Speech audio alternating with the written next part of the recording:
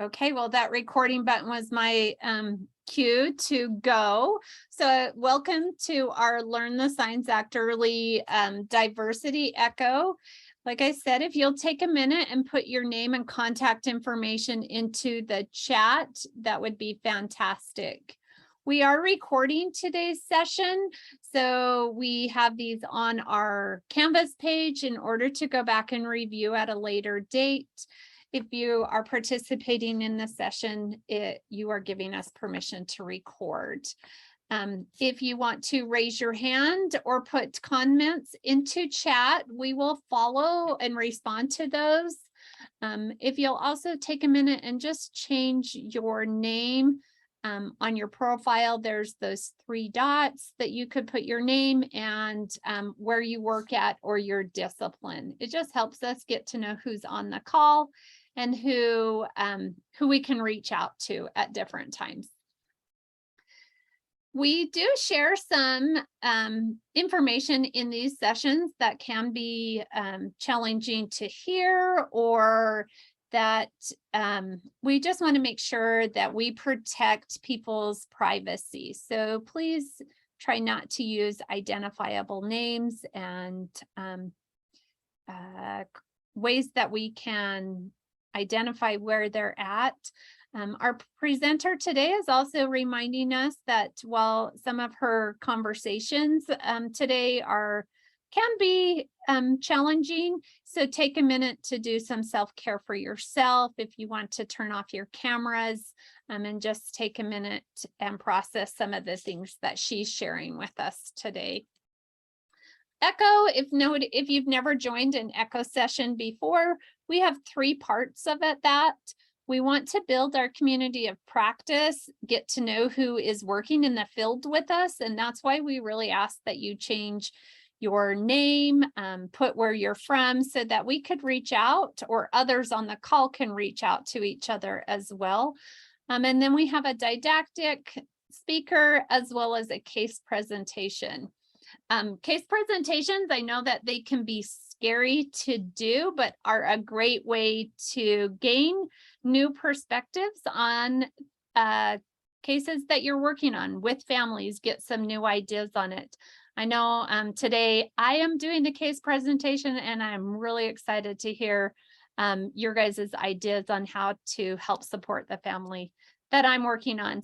So if you have a case that you would like information from your colleagues about, please reach out to us on that.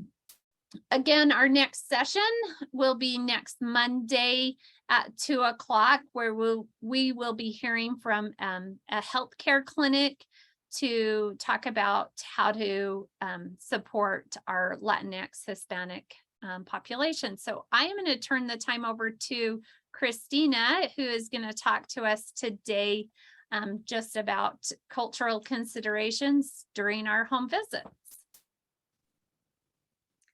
Thank you very much, Janelle. My name is Christina Ledezma, and I feel very honored to be here with you today.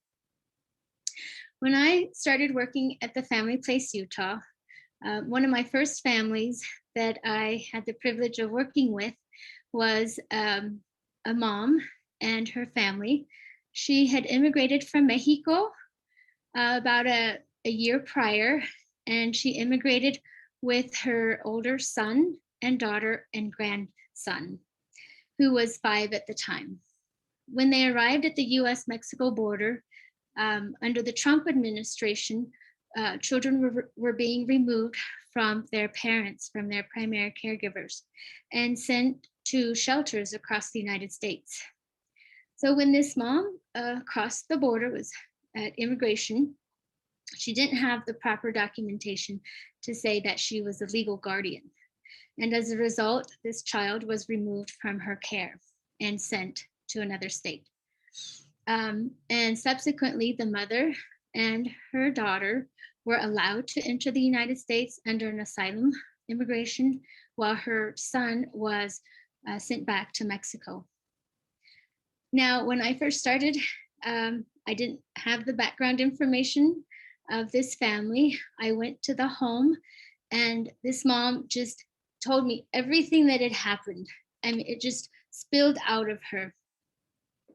And I remember sitting at her kitchen table thinking, how am I going to do this job?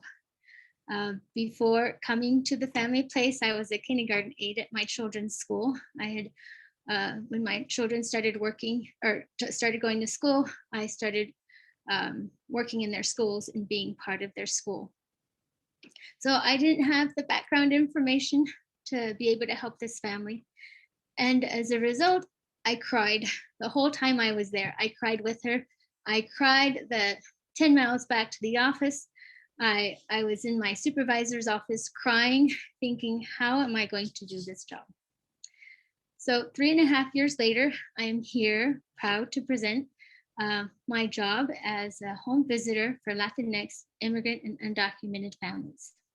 Now this family, when I was sitting at her kitchen table, she had a scar from ear to ear underneath her chin from the near decapitation that she had suffered. And it was a miracle that she was there. And throughout my experiences working with Latinx immigrant and undocumented families, I have witnessed many miracles working with these families. My next slide, it's not going. Okay, so I have prepared a brief agenda for you just to help guide me through my presentation for you this afternoon. I'm going to give you a little bit of background about myself and also set the context because for me, it's important to understand why things happen and just to help guide my presentation. So I'm going to give you a little bit of background about myself and also the context. Also, I'm going to talk about the cultural and social considerations when working with immigrant families and the lessons learned. I have learned a lot in these past 3.5 years working as a home visitor. And, I made a lot of mistakes, but I've also learned through those mistakes. So share with you a little bit about the lessons learned. And at the end, save for questions or comments that you may have. So this is about me growing up Latina. This is my baby picture. And I thought this was important because as early intervention providers and early childcare providers, it's important to know who our audience is, right? So why are we here? Why do we do what we do? And at some point in our lives, we were all babies, right? We were all children and infants. And I'm here to tell you that there is hope in the work that we do. So I believe this is my only baby picture that I have, but that's me as a baby. And then this is me in kindergarten. And I grew up I had a very sad childhood. I grew up in a very unstable home. And, but I'd had that one person in my life, my oldest sister. I'm the youngest of 6 kids. There's 6 of us in our family. And my oldest sister would always tell me to go to college. And I didn't understand why she told me that, but she would tell me, go to college and study. And because of her, I was able to go on to college and earn a bachelor's degree and my master's in public health. And I owe it to her for encouraging me to go to college because it really changed my life. I grew up in a cycle of poverty, intergenerational poverty, lots of shame and violence. So I'm here to attest to you that we do make a difference, and those cycles of poverty, those cycles of shame can be broken, and that there is hope. This is now a picture of me and my beautiful family, and I'm grateful for my family. They are the biggest blessing in my life, and I have 3 daughters and a wonderful, supportive husband. So interesting, I grew up in California, Central Valley, and I grew up in a Swedish town, even though I am not Swedish, but I grew up going to high school. We were Vikings and Norsemen. And although my parents were from Mexico, my parents had immigrated over 50 years ago to California's Central Valley to work as farm workers. And through hard work, they were able to buy a 25-acre farm. And my earliest memories were of working on the farm. And so my parents instilled in us a very strong work ethic. And I'm grateful for that, because that's what got me through school, just working really hard. And so I talk about culture, like identity crisis, right? I knew I grew up in a family that was very Mexican, very traditional. And then at home, we spoke Spanish. We only spoke Spanish at home. My parents never really did learn how to speak English. And then I would go to Kingsburg, I would go to town, and there would be all these white kids with last names of Johnson and Larson. And so I grew up very confused about who I was and but now I know who I am and what I believe in. And so I'm really thankful for that opportunity. I also wanted to add that education was a safe place for me. It was a safe space. It was a place of opportunity and a space of transformation. So when I work with immigrant and undocumented families, I feel like I'm working with my own family. And that's why I feel so passionate about the work that I do. Because when I come into a home, I understand the nuances of the home, the decorations, the smells. I just feel connected right away to the family. It's an immediate connection of home. And I am a heritage speaker, so I am bilingual, English, Spanish. I'm bicognitive, bicultural, and bilingual, which means I can think in 2 languages and speak in 2 languages. And of course, I live in 2 worlds. Just a little background about the Family Place Utah, because this is my place of employment where I work and where I started my work as a home visitor. We have, so in the Kids Place, we are one of about 18 child and family support centers throughout the state of Utah. We have 3 centers in Cache Valley, the northern part of Utah.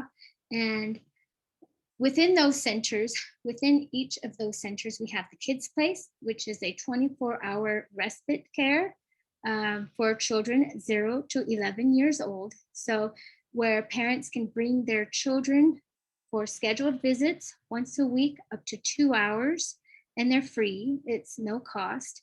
And also if children are removed from their home by either police or DCFS, they have a safe place to take the children, a safe and secure place. We also have therapy and counseling services where some of our clients, the clients that I work with are eligible for free or reduced therapy services. We have the education department, and that's the department that I currently work in. And in education, we have a variety of services that we provide to families and children. And in the community, we have parenting classes, kids classes, summer camp classes, mental health first aid, home visiting. We just started up our new program, Parents as Teachers, or the PAT program, which aligns perfectly with the work that you're doing with early identification for children. And just recently, I found out that we're going to start doing infant massage classes, which I think are amazing because it helps strengthen that bond and attachment to the primary caregiver and the infant. And we are a trauma resiliency project. And I understand that one of my colleagues, actually 2 of my colleagues, Madison Elliott and Brittany Bird, presented on the work that we do with trauma and the ARC Grow curriculum that we use on May 26th. So I believe there's a recorded recording of their presentation, and which I think is excellent.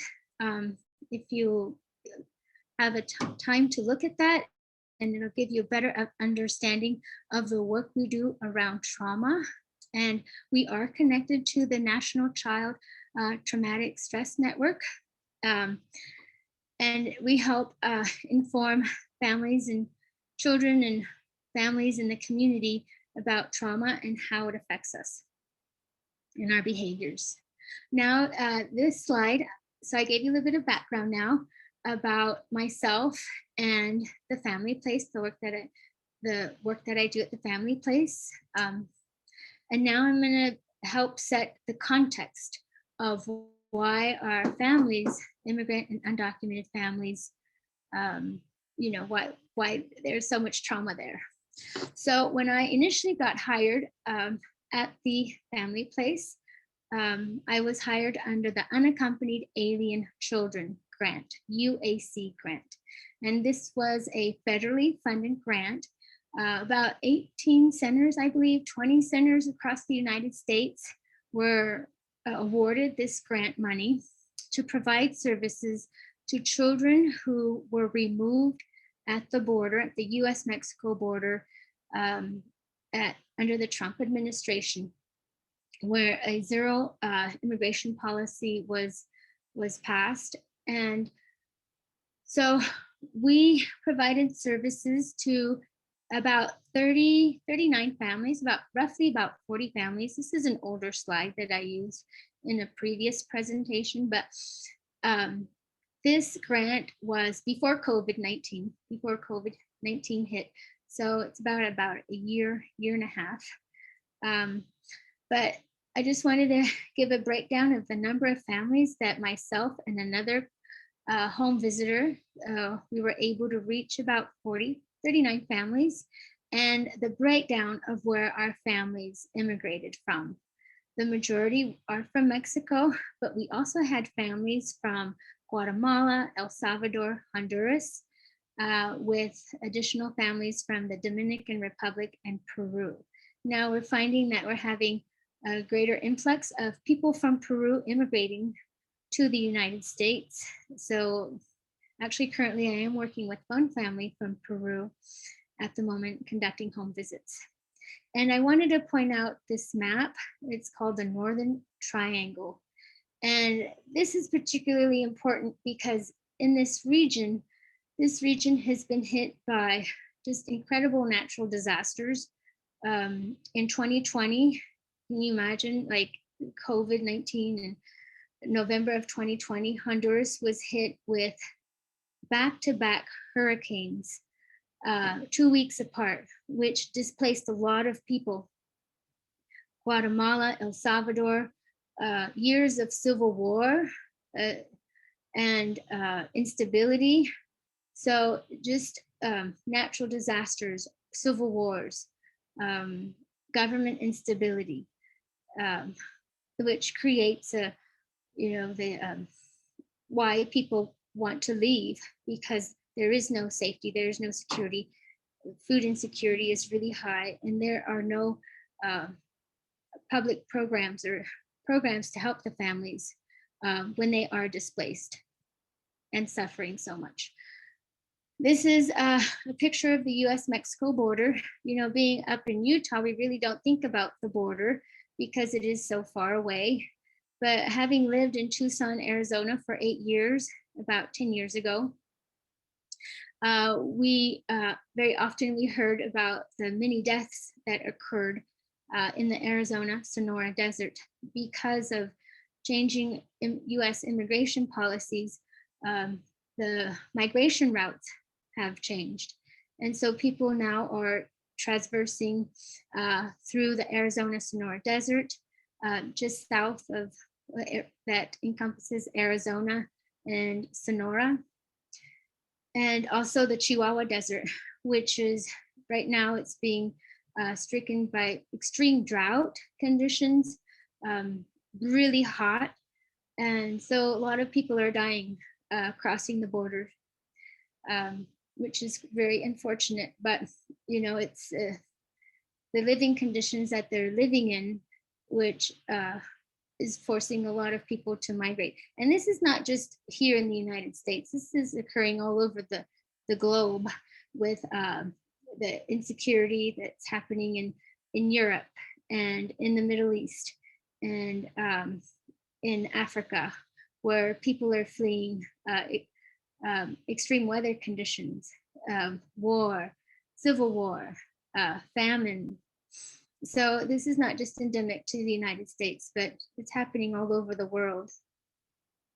So there are, people are crossing through really treacherous regions. The Rio Grande in the southern part of Mexico, in Nogales, Ciudad Juarez, we're seeing a lot of violence between the cartel. So just a lot of insecurity. I wanted to show a picture of this map because when I first saw it, I thought, oh, this is an interesting map. And because sometimes I ask my families, well, how did you find Logan, Utah, right? Like where you come from, Central America, South America, Mexico.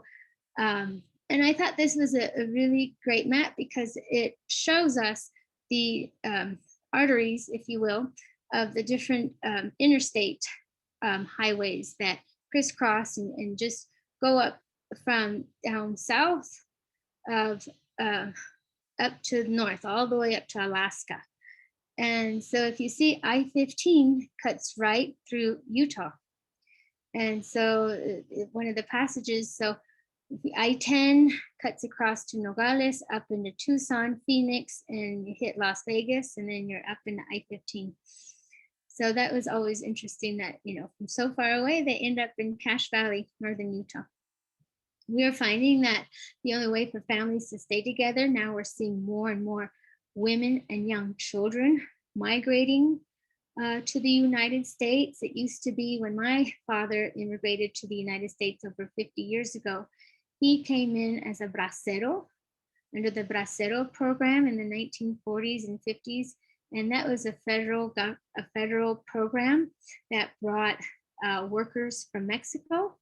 Brazo means arm in Spanish. So they needed hands and arms to harvest the fields in the American Southwest, particularly California, Arizona, Texas, because a lot of the men were fighting the wars. And they needed strong, young, able bodies to harvest the fields, to harvest and cultivate. But now we're seeing more and more women and children migrating, very young children, even pregnant women migrating from these countries. Migrants pay a lot of money to come to the United States. They can pay a coyote. A coyote in Spanish means a coyote, just like in English, a coyote, because coyotes are seen as, how should I say this? Sly or animals, so they pay a coyote anywhere from $10,000 to $20,000. And I think, how do they pay for this money? That's a lot of money. So a lot of people borrow money. So they borrow money, they sell their lands back at home. They become indebted to the people that pay this money. And in order to pay off that money, they come here and they work. And they work really hard, up to 3 jobs to help pay back that money. The main reason cited for coming to the United States, because I'm always curious to ask, and I ask, what brought you here? Extreme poverty. People get paid less than $2 a day, and that's if they have a job. A lot of people don't have jobs to be able to pay and support their families and provide food every day. Interpersonal violence. There's violence, community violence. Interpersonal violence, women who are, there's domestic violence, there's in between partners, a lot of sexual abuse, violence, rapes. So a lot of interpersonal violence within the home, community violence. Now I put extortion and violent gangs. And I was thinking that should all be part of community violence, because extortion, I've had families tell me that if they didn't pay the extortionists, now an extortionist is, you give us your money and we'll protect your place of business. And if you don't pay us, then we're going to kill your children. in front of you. And because that's how they work. That's how they instill fear and insecurity in people and in the community. So that's one way of like controlling the area that they how should I say, like that's part of controlling their area. And violent gangs, particularly in Central America, we have the MR13 and the Salvatruchas, and so they're very violent gangs, and they don't care if they kill, people in front of other people. Just very violent. They have family living in the United States, and families living in the United States act as anchors to the families that are immigrating from parts of South or Central or Mexico, South or Central America. And so they act as anchors. That's what happened to my family. My father and my mother immigrated from Mexico, and then my mother's family started to immigrate from Mexico, and they established like a place where they lived, right? So they all come and establish their roots, if you will. But now we're seeing that there's a lot more movements, that people don't really settle in one place. Now we're seeing a lot more movement, especially now after COVID. Government corruption, can't trust authorities. People don't have the, like here we can go to the police, and, we can trust the police to, if there's a crime or something happens, we can call 911, right?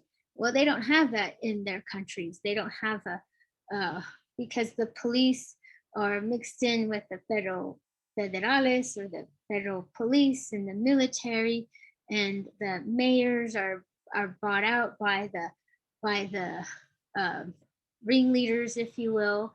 So there's really no one that they can trust and go to if something happens, either to themselves or their family. And so a lot of government corruption, can't trust the authorities. The other thing is natural disasters that I talked about, the 2 hurricanes that hit Nicaragua.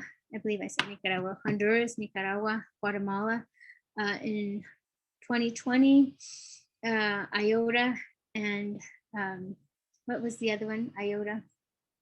I can't remember the other hurricane at the moment, but Category 4 and Category 5 hurricanes that hit the coast, just one after the other, 2 weeks apart, just caused devastating damage.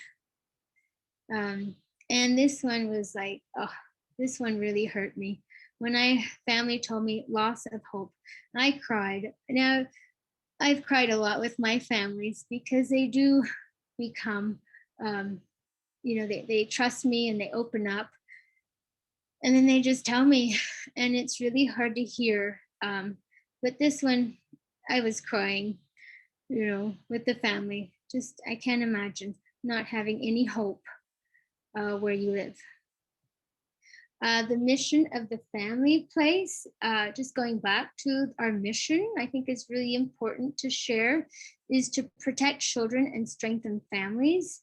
Now getting into the actual curriculum that we use to teach our families, we use the ARC-GROW curriculum, trauma-informed curriculum of attachment, self-regulation, and competency, as a foundation for our parenting education curriculum.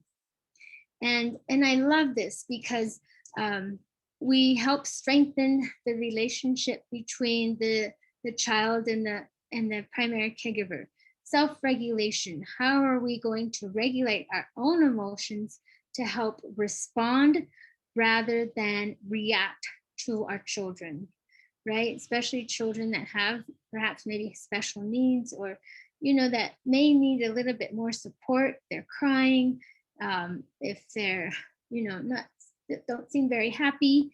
So how do we get the parent to a place where they are actually responding rather than reacting, and to help reduce the the numbers of violence against children and child abuse. So I think that's really important. I think that's really critical work that we do. In competency, we work with families that are very, very fearful. They're just extremely fearful of police, of any government agency, and to get them to a place where they feel competent and they feel like they can meet the needs of their family, not just the immediate needs, but also the social, emotional needs of their family. We use this utilizing a family-centered approach. We work primarily with caregivers. In my case, I work a lot with just the mom.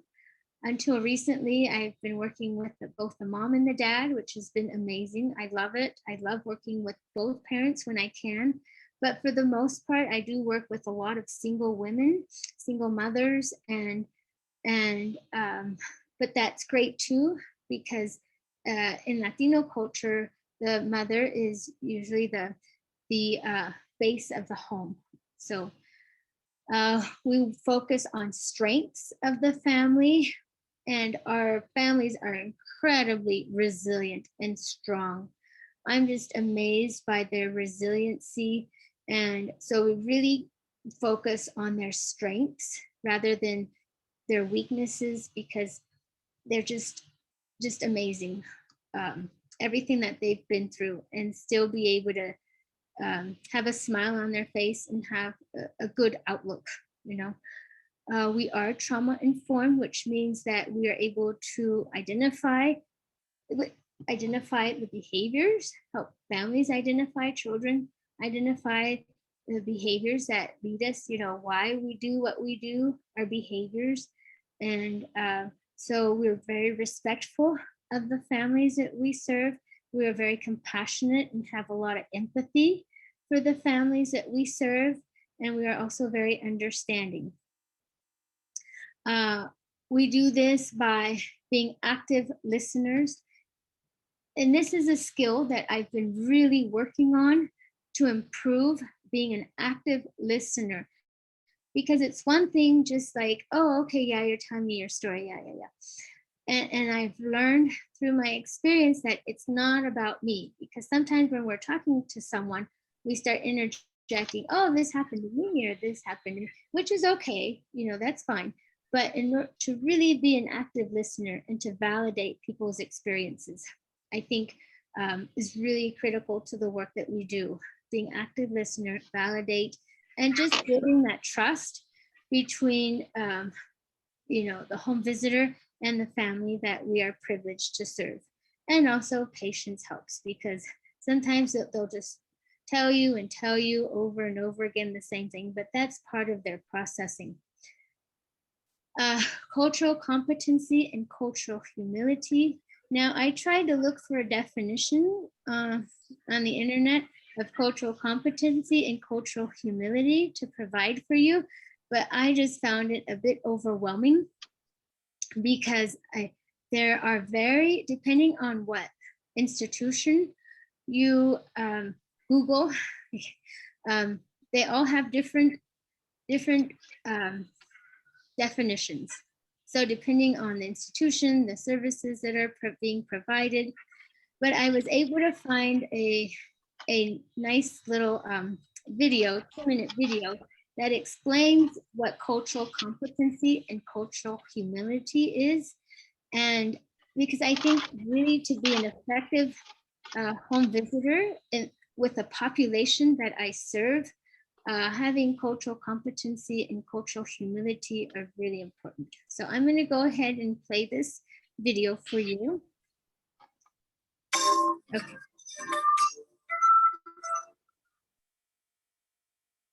Cultural competency and cultural humility. You may have heard these terms before, possibly in the context of healthcare settings, and not quite understood what they meant. Let's go over what these terms mean and how they apply to everyday life. To be culturally competent is to learn about other cultures, control your biases, and adapt your behaviors and communication style considering the background of people around you. The goal of cultural competency is effective and informed interaction across various cultures.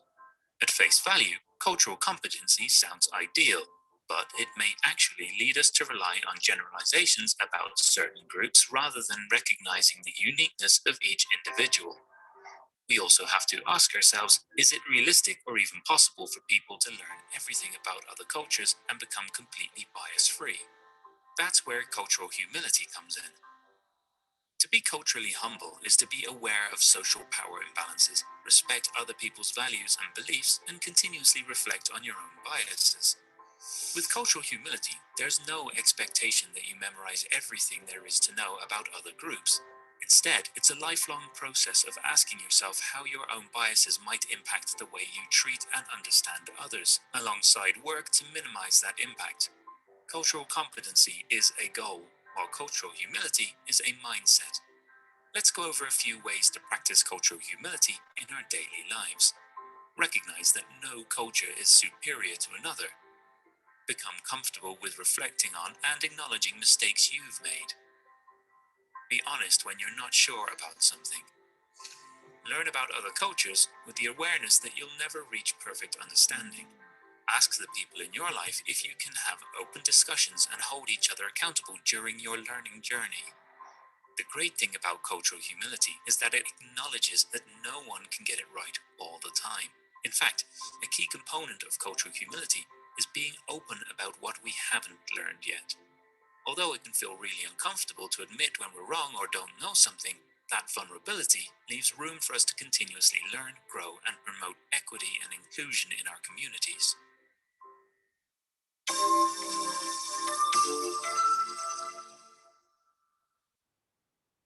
So I hope you found that brief video helpful. I know they did a much better job explaining cultural competency and cultural humility more than I could have explained it.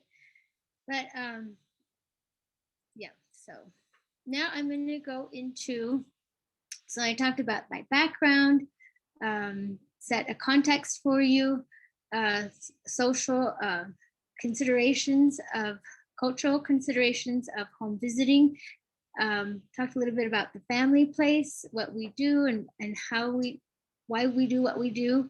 So now I'm going to go a little bit into the home visits that when I do go into the home, what those home visits look like. So first and foremost, which I think is really critical to the work that we do, is we build trust and connection with the families. Without that trust and connection, we couldn't do the work that we do. Like I had mentioned previously, a lot of families come to us being very scared, very distrustful. They're scared that they're going to get in trouble because of their child's behavior, and they're just scared. So really working on a sense of trust and building a connection. We do this by active listening and build effective relationships. And this takes time. Usually I don't start my intake paperwork until the second or even third visit. And I try to keep these very informal because we do have to administer several intake forms that can take up to an hour and a half to 2 hours to fill out. And some of the questions are rather personal. And people might find, why are you asking me these questions? They might feel uncomfortable. And so we just keep the visits very casual. And so we do this very slowly, because to go in the first visit and start doing all the intake paperwork, people might feel very scared, very nervous. They may not fully disclose everything that's going on in the home. So I like to wait for the second or even the third visit to begin the intake forms. While we're doing that, I help assess for immediate needs. Now, when I first started as a home visitor, they gave me the curriculum. I studied the curriculum. I learned the company's policies and procedures. They gave all that information to me, right, to be able to do my job. But then when I started working with immigrant undocumented families, I found it's like, wait a minute, I don't think the format that you would conduct for white families is going to work for our immigrant and undocumented families, just because they were so different. And with our white families, they pretty much had a house, they had a job, they didn't have to worry about, their immigration. So that really removed a lot of fear. Working with the population, very marginalized, very population that is very much hides in the shadows of our communities. A lot of families I assess for, do they have food in their home? Do they have shelter? Do they have a medical home? Access to a doctor? So I really, had to kind of come in and not do like a home visit that maybe my colleague does home visits for white families, because those families are going to look very different from the families that I serve. Their needs are going to be very different. Within the Art Grow curriculum, we right away try to establish predictability and routines. And that helps with a sense of safety, creating safety for our families. So that's what I appreciate about these families, because they're living maybe in not stable, predictable routines because of their jobs. There's so much insecurity within their jobs. They'll work for maybe a month, and then they'll have to switch and leave that job and then look for another job. So their schedules are changing, their times are changing, when they can meet. But we really try to, look at their schedule and see, okay, what time of the day, what day of the week can we meet? And okay, every week we'll try to meet on the same day at the same time. And that helps establish a sense, okay, so next week I have this day, but sometimes it doesn't happen that way. I can have my schedule for the day, in the morning I'll have a home visit, in the evening I'll have a home visit. And I like to text my families before I go visit them to make sure that they're home and make sure that, we're good to meet. And they'll text me back and say, oh, I can't meet, or I won't be able to. Okay, so then, being very flexible and understanding with their time, that there's going to be, okay, a week I can't meet this week, but okay, let's shoot for next week then. And and in our policies, so we have a home visiting policy where it says if you don't meet for 3 times, then you're going to be let go of the program. But I don't adhere to that with our particular families, because I know that with our families that sometimes they can't meet because they have people back in their home countries that are sick, or someone died and they have to pay for the funeral, or they have to pay for the medical needs. And so right now they're not thinking about the Art Grow curriculum and thinking about that we have to meet. For them right now, it's getting the money that they need. They need to work to be able to send back to their home country, to pay for the medicines, to pay for the hospitalization, to pay for the funeral. So there's just a lot that's going on with the family sometimes, and just learning to be flexible and understanding and learn to pivot and change, I think is really important, and adapt. So I think that's what's made me successful in my home visits, is that I've been able to do that. That, okay, I'm not gonna, because at first I would get upset, but I feel the feeling and then I let it go. And I thought, it's not me, it's them. And it's me respecting the family. And that takes me into my lessons learned. So I have learned a lot of lessons as a home visitor. When I first started doing my home visits, I learned from a family that I went in all ready to do my home visit. I had my handouts ready.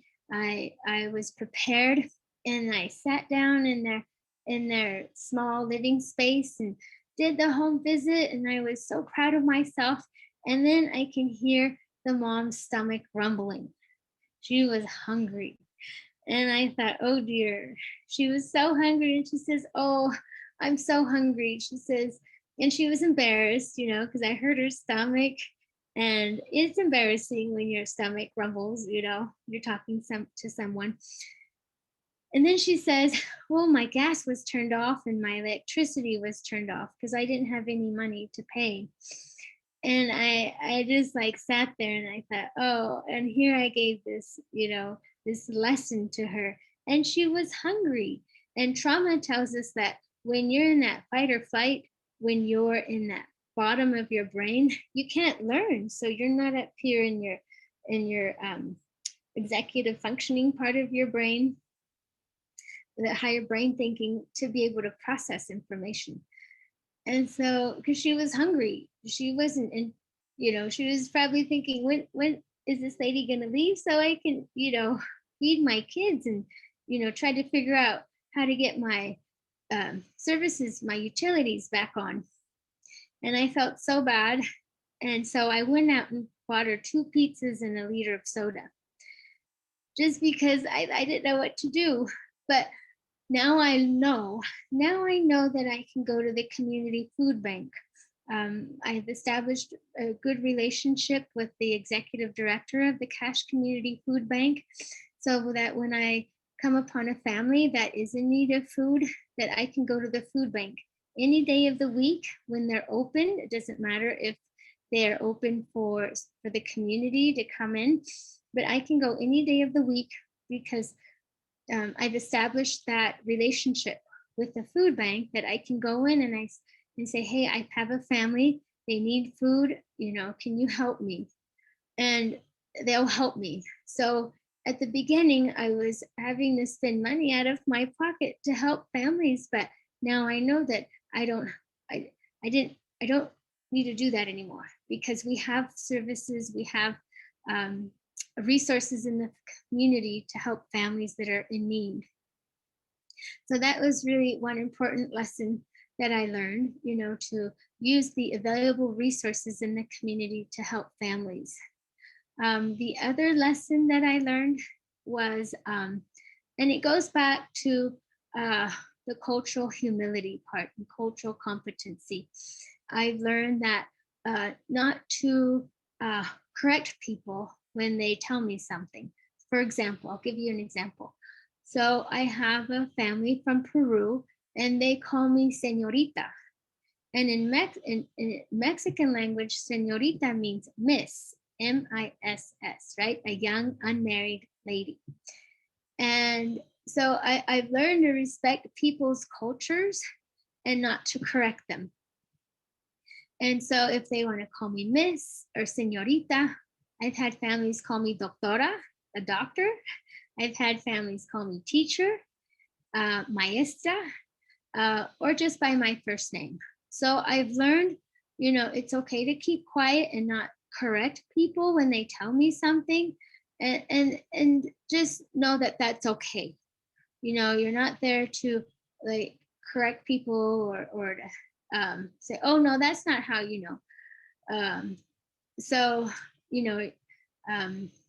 so just learning to accept people and their cultures, where they come from, and just being open to that and not always having to correct people. I learned that I'm not a doctor and I'm not a social worker yet.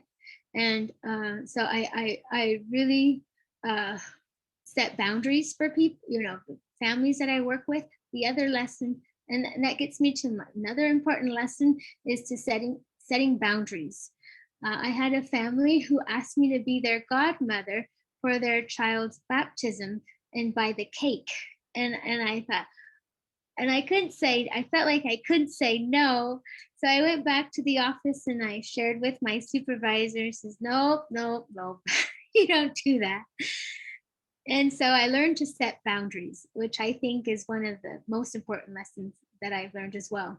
Learning to set boundaries and just being very open and upfront with the families that I serve, like of what I can and cannot do.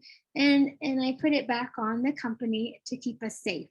So setting boundaries for myself has been a really important lesson. And then that goes into self-care and our wellness program that we have at the family place.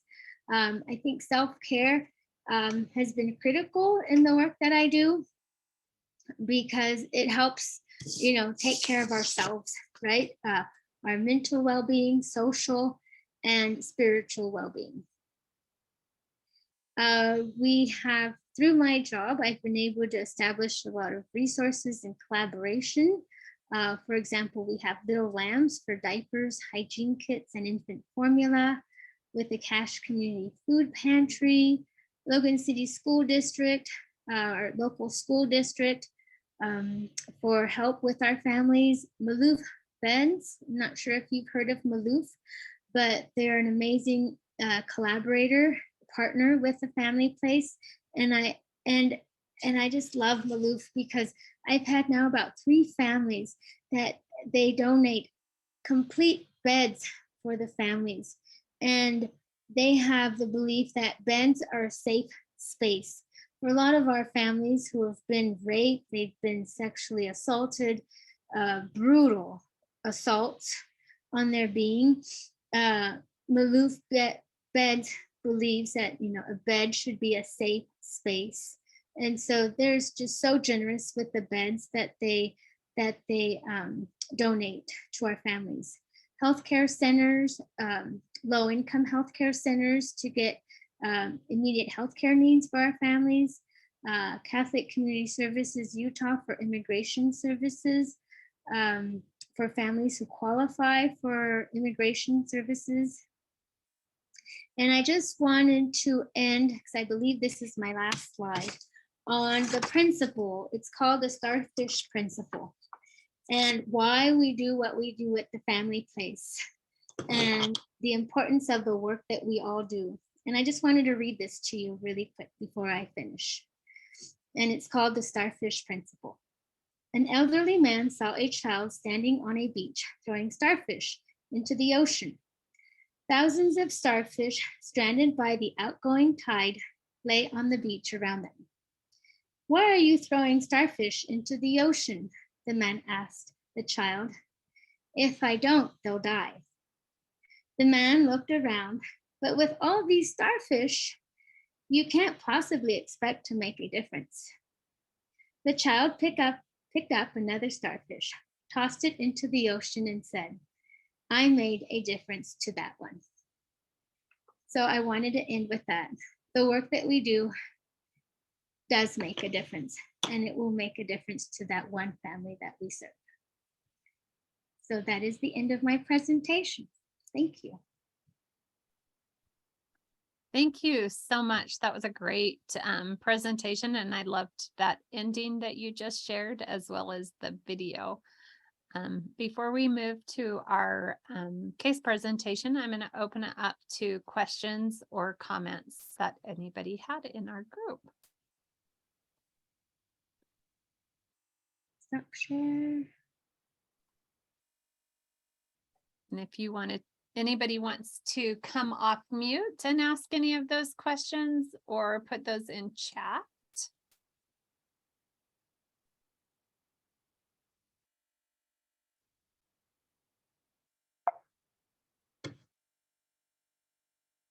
We will be, so Christina, I know I haven't received your PowerPoint yet, but will you send that to me so I can email it out to everybody? Yes. Okay.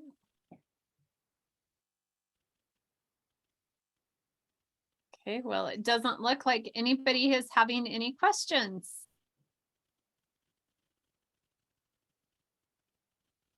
There's lots of really nice comments in there. Beautiful, well done. Thank you. Great presentation and community sources.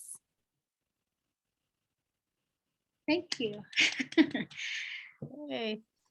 All right. Well, like I had shared earlier, I am going to be the one who is doing our case presentation today, and I am really excited to get everybody's ideas on how to work with this case. So I work in the early intervention program called the Up to 3 program up here in northern Utah. I am a special educator in the program. I am their autism specialist. So this particular kiddo that we are working with, and our whole team is somewhat struggling on next steps with this child. We all provide monthly home visits. We have a speech language pathologist, an occupational therapist, and then myself as the autism specialist on the team. The child attends Centro de la Familia the majority of the week, so Monday through Friday, and they go until 2. He lives at home with both parents and has 2 twin sisters that they are 10 years of age, who take on the majority of responsibility for caregiving for this little kiddo. Spanish is spoken in the home. This little boy is a 24-month-old, pretty nonverbal, has many characteristics of ASD, but has not received a diagnosis yet. So our team is really wondering tips and strategies of how to successfully engage with the family, doing parent coaching with an interpreter.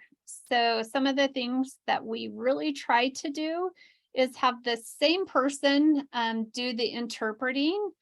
However, we have all noticed that mom does not play with her child and seems uncomfortable when we ask her to do that. As I shared, she has the older sisters really take on a lot of the caregiving role. And all of us are feeling like we have some pretty big language barriers, as well as perhaps some cultural barriers that are going on. We have a couple of goals that we really want to have him initiate play games, turning towards others when his name is called, and then playing with some functional play. So kind of making a whole out of certain objects. Some of the barriers we run into is that mom does work pretty long hours and doesn't always have time to play with him in the evening. She also has reported that she doesn't play with her kids. All the toys are easily accessible, and he can play independently. The other thing is that when he plays his own way, so turning over the cars to spin the wheel, and we ask her to model flipping it back over, he does tend to cry, and mom doesn't like to see him cry. So it's hard or a challenge for us to then push him on that. So what I'm hoping that we can cover in breakout groups that I would love to hear from all of you guys is how do you guys successfully engage with family coaching with an interpreter?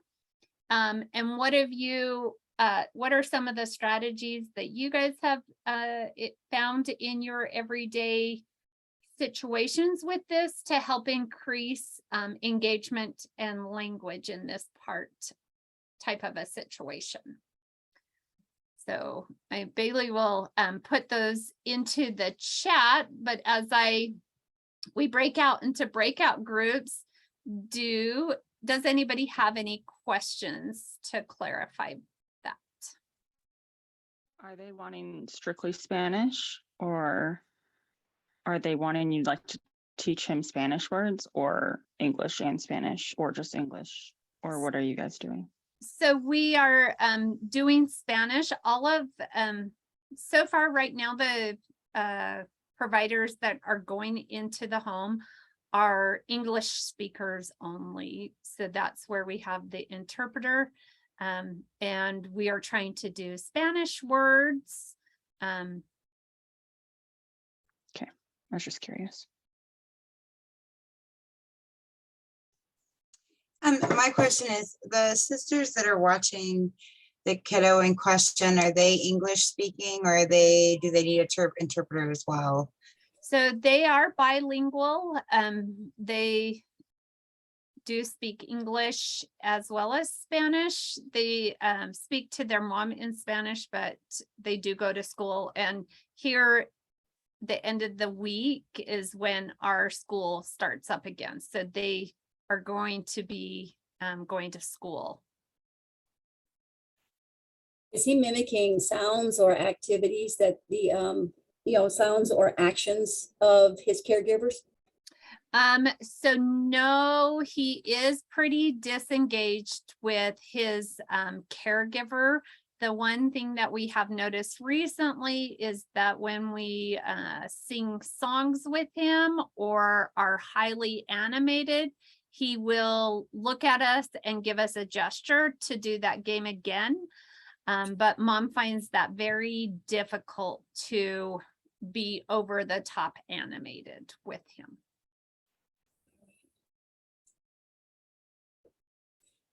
Have you taken a list of things that he's attracted to yet?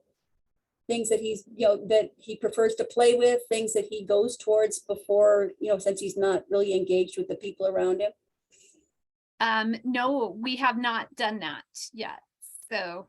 Okay, well, the reason I'm asking is I had a little guy that was disengaged, and he is English speaking, but totally disengaged and running in the other direction for whatever we did. But he loves balls, and I had the opportunity to go to his home recently, and we played out in the backyard because he loved water in the pool, a wading pool, and he loved balls. And we went from unable to let go of anything to let go and let somebody else toss it into the pool. We had a ball, and he went in and got it. I dipped him in like this really, really quick, and he thought that was great fun. It just connected. You have to play with them until they connect with it. But if you have the things that they're interested in, it just opens things up. They're ready to participate, pay attention. Yeah. And he really wanted to play that with the ball. So, and we went at the end of the session, he was not just letting loose so she could throw the ball back in the pool. He was also, I said, back up a little bit. I want to see how he'll handle a little bit more. And so she backed up about 3 feet. And I just said, okay, take it to grandma, just to see what would happen. And he was not able to let go of me because he knew I was going to dip him into the pool to get the ball out. But the ball was not there yet. I said, oh, grandma has to get it so she can put it in the pool. And then he just looked at me and he picked it up and he threw it to her so that she could put it back in the pool. And he solved it his own way, but he did not want to let loose because he knew that was a fun part of the activity that he wanted to continue. But it was just a movement activity and mimicking sounds and mimicking activities to start with. Yeah, that's a great idea and great strategy. The one of the big things that our team is struggling with is really how to convey that through an interpreter. So, well, I taught Vietnamese in the Vietnamese population in Louisiana, and they had 60%. And I taught kindergarten, so I was the first one. To get them, and I just pick up your red crayon, and it was just mimic here and here.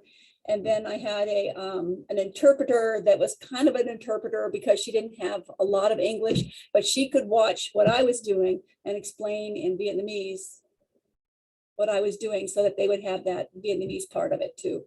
So, I mean, if you're mimicking blah, blah, blah, blah, blah, that kind of stuff, getting him to do stuff like that and pay attention to you, that's part of the battle. That attention grows. yeah. So I don't.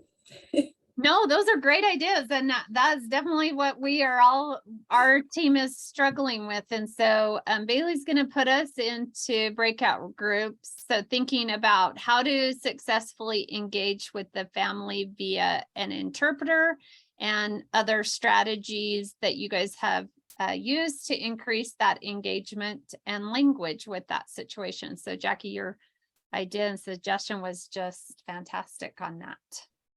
And he doesn't have, oh, you're going in right now. Okay.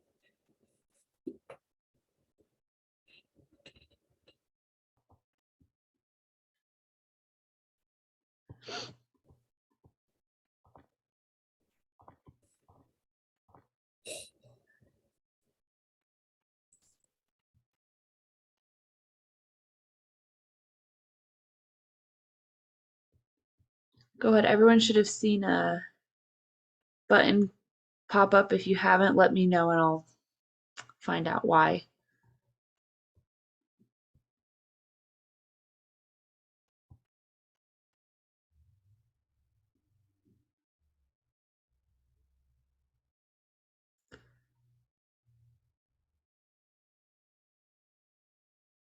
Brenda, Heidi, and Erica, we're going into breakout rooms if you're able to go.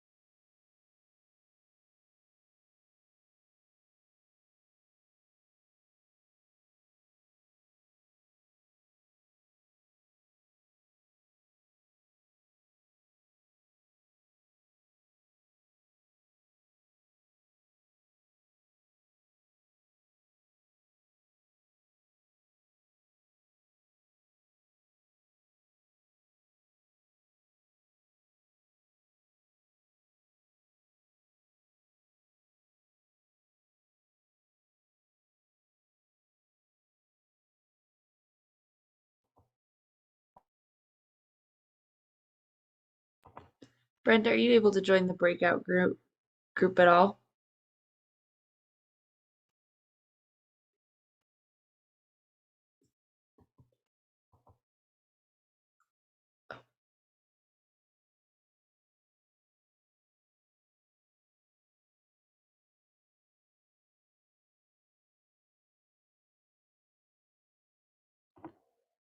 Welcome back. We're just waiting for everyone else to join.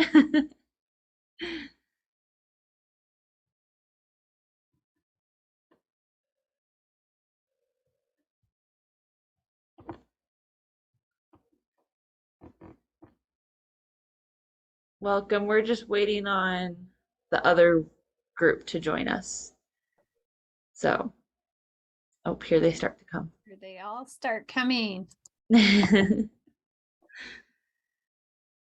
Well, guys, I hope that you guys had as great a discussion as we had in our group. And like I said, I'm always excited to do these case presentations because I get to take back your guys' information to my team and apply it. So I'm looking forward to gathering those recommendations. Once again, if you have a case that you are struggling with, or you just want some new, fresh ideas, please consider submitting a case narrative or a case discussion. They are so super helpful. I know they're always scary to do, but they're great. So we will have our last series of this next Monday at 2, where we will be talking about the situations in a healthcare setting and some lessons learned from reaching out to families of non-native English speakers. So hope you guys will join us, and you will get the PowerPoint and a survey link. So take a minute to complete that survey. Have a good rest of your day. And Shelby and Marla, if you'll just email those to me, I'll compile those.